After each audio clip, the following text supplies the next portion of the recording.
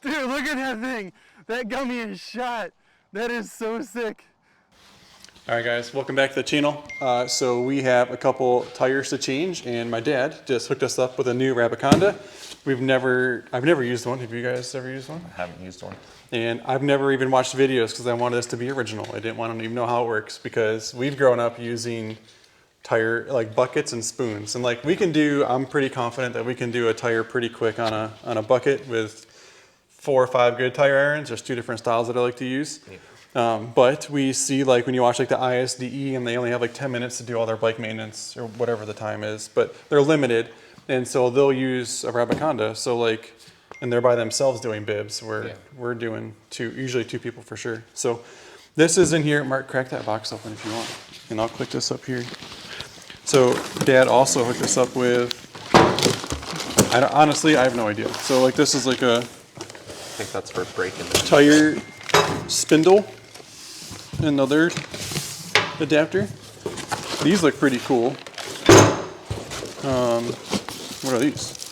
Oh, there's 2 stickers. Look at that. So this box that I just opened is all spare stuff. Whoa, look at this. Okay, so sweet bag.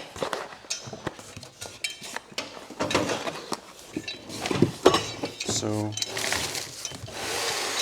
we can keep all that. Yeah, so we'll try to figure out what came in this box. Looks shiny. First of all, it looks good. So that adds at least 2 horsepower. That looks sick. It's like a blue tint almost. So everything that came in the original kit is all this stuff. And we'll take a minute here and we'll build this thing. Don't make that guy mad. And we got this green one. We definitely don't need the instructions. I know we don't. Yeah, we're not very good with this.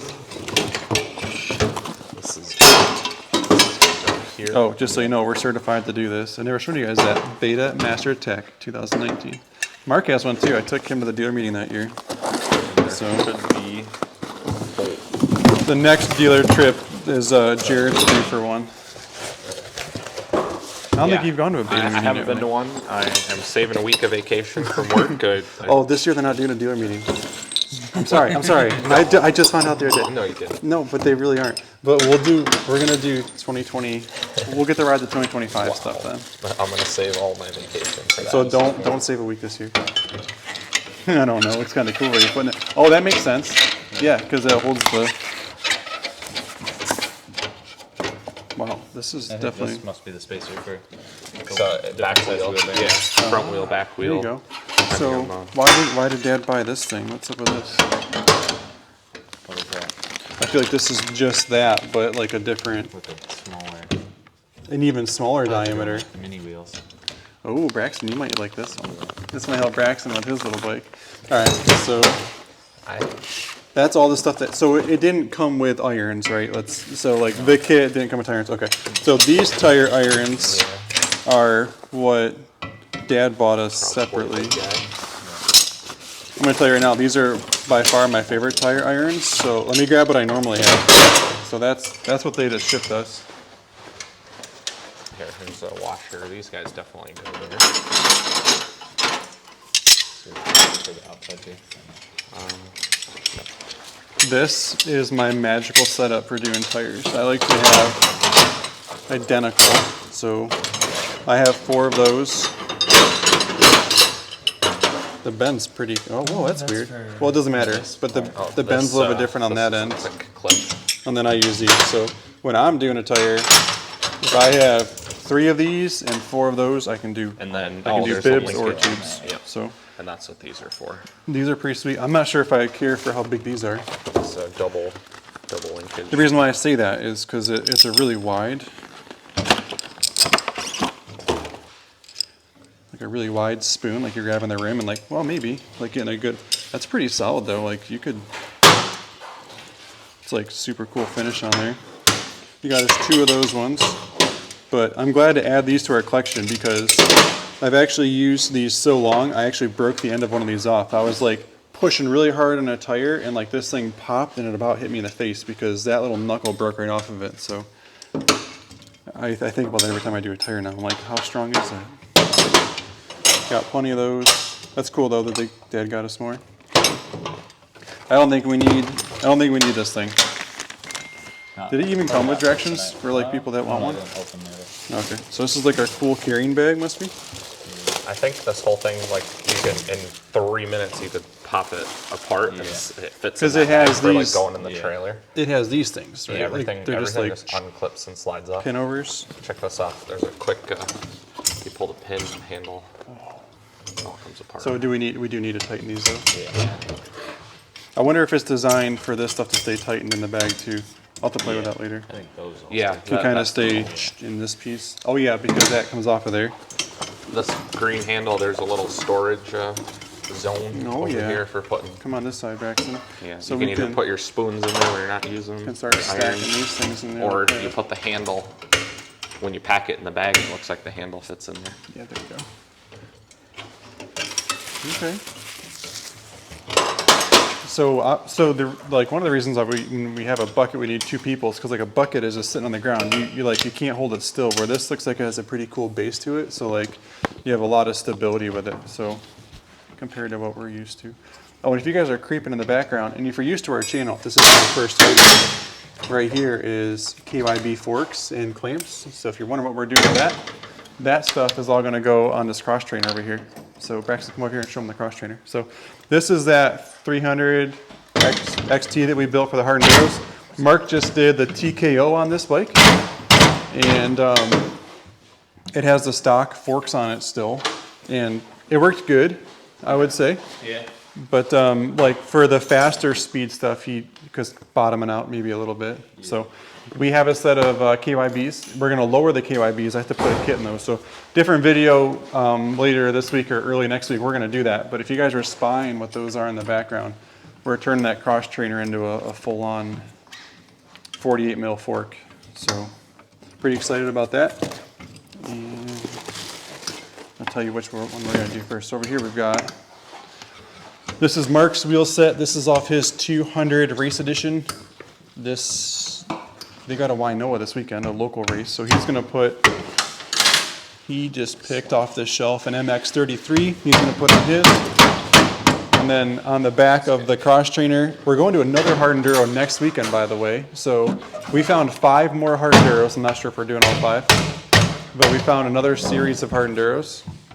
Starts in Ohio. It's only 3.5 hours away, so we're so excited about that. So this bike is going to stay hard enduro. I'm not going to try to ride it. And we're going to put another gummy right back on this and let it sit for another week here. So we got 2 tires to change, I guess is what I was getting at. So, oh man, look at this thing. I think we're ready for action. So, yeah, literally I haven't watched any videos on this, so I don't. So let's see. So with stock wheel spacers, is there a sleeve? Okay, so that sleeve not going to work with the base. So we don't need. Yeah, maybe the front wheel though. So there's that. Let's just slide it over here more. We probably should still do our normal loosen the bead thing, I would guess. Unless this is so strong. Dude, that's like gnarly. It's gonna pinch my finger for sure. Oh, look at that. I can already kind of feel it. So normally I peel them off the top. This is gonna push it. This is gonna push it down and off the bottom. Well, I think that's just for breaking the bead. You still pull the tire off the top. No, like I think the ISD people just like slam this thing and it just like falls down. I think you pop the top off and then you flip it over and then push it down off the bottom. Push the rest of it down. All right, so.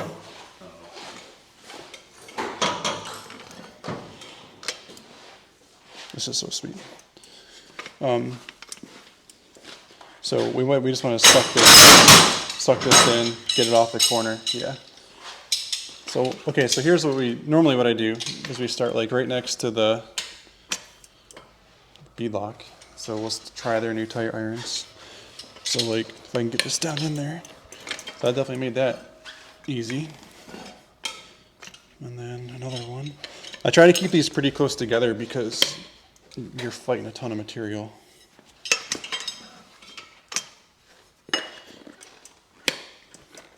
Rim looks like they're spinning on some rocks. Yeah, I would say. And then this one. Maybe I'm too far away. Same. So, I don't know. I guess from here we just do our normal, like, as I start to push, just keep pushing down. So what we're going to try to do now is I'm going to try to pull this up. We want to push this tire down in, that way we can pull it up on this side. So if you push down there. So by Jared pushing down, it's letting this tire fall down in. Do it again there too, Jared. Oh, I didn't catch this. This tool didn't catch all the way. It's just so easy to do. So this is this the gummy? Yeah, the gummy might be easier to do in general just because it's such a soft tire. New tire irons. Just two. getting used to them. 3. So you can see it's like sucking down on this side, that's letting it pull it over. What about if we stop there? Watch. Do you think we can cheat it if we flop it now and start right here? We're gonna try it.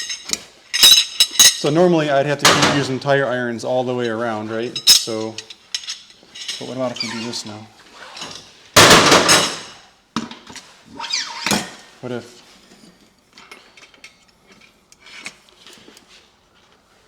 Yeah, dude, check that out. So Braxton, come over here real quick. Like, come on this side. And then like, look. Yeah, sorry, Braxton's using a gimbal and it's pretty complicated at times. You see that? Watch. It literally just pushed it right off.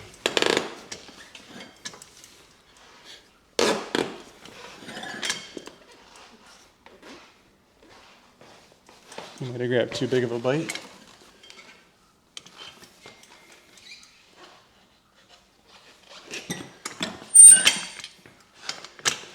That definitely makes it easier. And there's only one of me doing this. Dude, watch this, watch this. So we're past the valve stem. I mean, at this point, I just want to push this tire completely off. Yeah.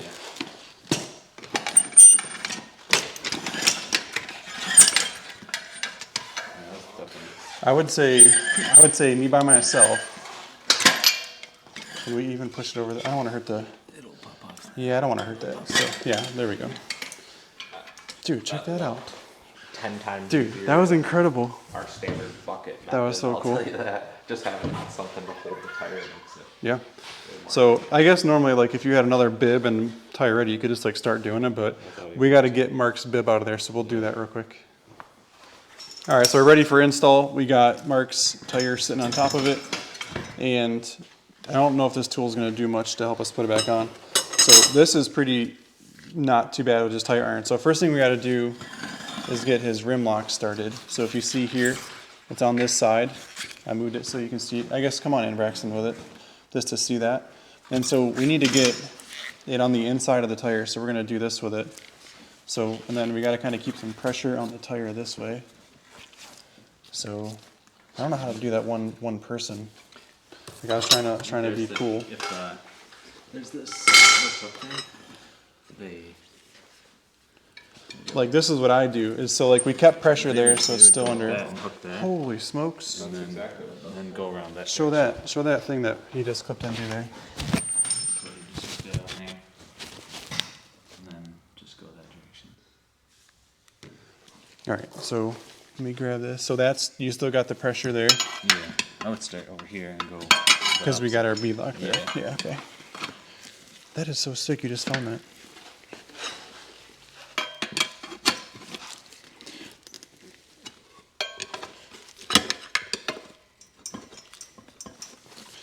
Mark's like, you're scratching my wrist. Sorry. That's what magic markers are. So this tire iron, like it takes more work to get it to where I want it, it seems like. So take your foot off that real quick. So Braxton, kind of zoom out a little bit. Like, I guess you kind of still need to have, I was hoping it was going to be like super stable. Yeah. But dude, that was way better though. So from here, the rest of this job is extremely easy. So all we have to do now is finish getting the tire in here. And the biggest thing at this point is your rim lock, trying to get this to cooperate. So kind of come right here, Braxton, show this. So I try to get this iron down in here. It's so hard to see this. But our rim lock is there. We got to push this in a little bit, which is hard to do because it's a bib. But I'm working this tire iron down in there between the tire and the bead lock. Don't have any luck. Then yeah, Mark's gonna grab a tool that, this is actually pretty, it's going in, but let's show them what we normally do. Yeah, so we usually use channel locks. And you just kind of do that, and that way we know for sure our rim lock is on the right side of it. I'll leave that one there. And then we just kind of work our way around. So now you can zoom out. Stand like right there, Brax. Yeah. And we'll go all the way around.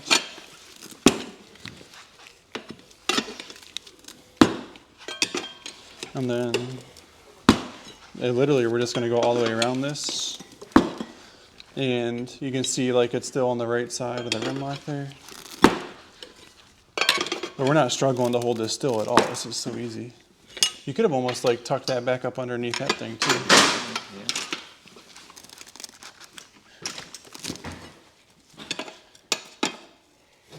I mean, if you needed to push it off the bead to help it get on. You probably could have. You could. So I would say if we weren't like stopping and trying to film this, that would be like a 7 minute. Like that's not even that hard at all, or that long. So it's completely on at this point. And so what we like to do is we use an air jazzer at this point. We take the core out of this and we try to blow the tire up as much as we can because you can see like the tire's fully seated here where we want it. And then this side is not. So I'll grab that. Yeah, so another cool tip for you guys is like some of these valve covers. You can see this, it'll take the cores out of the middle of these tubes. Well, there's no tube in here, but we still put a valve stem in it. So, like right here, we just took the core out of it. So the core is out. And with the core out, we can get more air in sooner. And we got our air jazzer. Kind of focused right here, Braxton. See if we can get it to, oh, look at that. Isn't that so sick? That literally couldn't have gone any better for film. I'm just going to say that right now. Normally we fight that forever because there's not even a tube in there. We're just using the air pressure. Yeah, so his bib is not all squished out yet, so we can. Oh, I didn't want to curse it for film. That was pretty incredible how well it went. No, there's a little bit. You need more? So like right here, you can see you might need a little bit more. And you never, I don't know if they ever get perfect. No way. Dude, that is so cool. So show them what we just used there, just like a regular air jazzer. It wasn't even a regular air chuck. And when you take the core out, you can do that, and you can get a lot more air quicker. So if you're just using like a regular air tool, it won't work that fast. So that's our new Rabaconda. Thank you guys for watching. Tire change prices don't change. I'm kidding. It is what it is. But we'll do this one next. Thank you guys so much for watching the channel. We'll see you soon.